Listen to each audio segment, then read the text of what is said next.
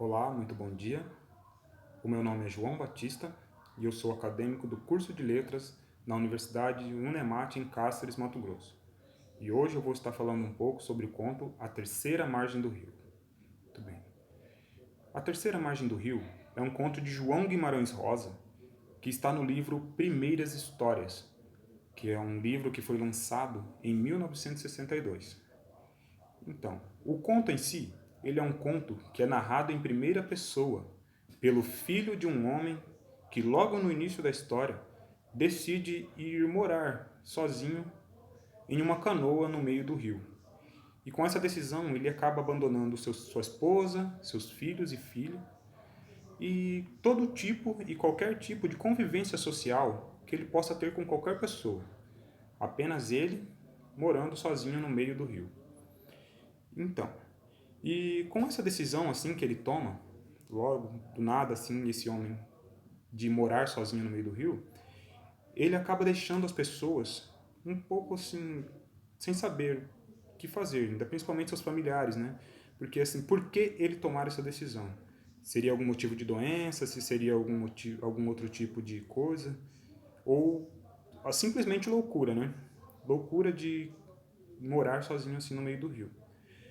E seus familiares e todo mundo simplesmente acabam aceitando, né? Aceitando essa ideia dele de morar no meio do rio.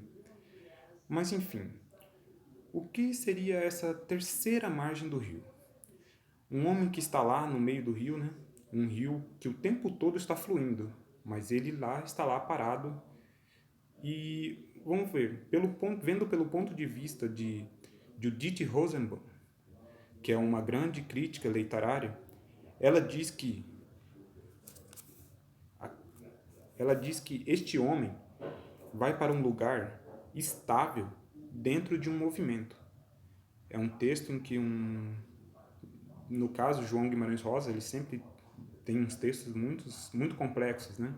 E esse no caso do A Terceira Margem do Rio, é um texto na qual ele é um enigma. O texto em si, o conto em si é um enigma e um enigma que ele é mantido até o final do seu conto, né?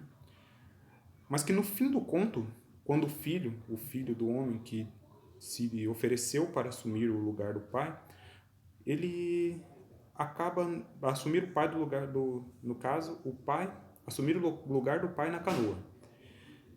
E ele acaba fugindo de medo, porque mostra como a morte, né, a morte em si é uma coisa pessoal para o filho que depois de anos e anos vê finalmente o seu pai acenando de volta para ele, ele acaba fugindo, né? E para mim, no meu caso, eu imagino que ele ter fugido foi mais como um motivo de libertação, pois ele sempre viveu preso ali esperando o seu pai voltar e sempre com esperança, pois todo mundo seguiu a sua vida. Todo mundo. A sua esposa foi morar com a filha, né? Que a filha se casou e teve filhos.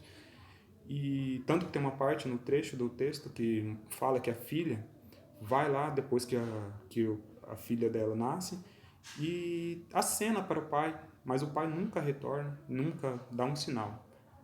E ela ficou muito triste, lógico, e foi morar muito longe.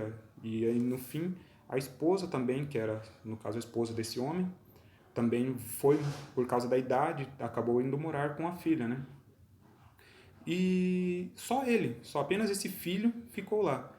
E aí nesse final, onde o filho vê que o pai finalmente acena para ele, ele foge. E nisso acaba que, nessa fuga que ele tem, ele se liberta. Essa, no caso, foi a terceira margem do filho. E acaba por mim dizendo que essa terceira margem que o vídeo nos mostra, todos nós temos essa terceira margem. Todos nós sempre assim, temos que estar ali no meio, num barquinho, no meio do rio, trilhando o nosso caminho.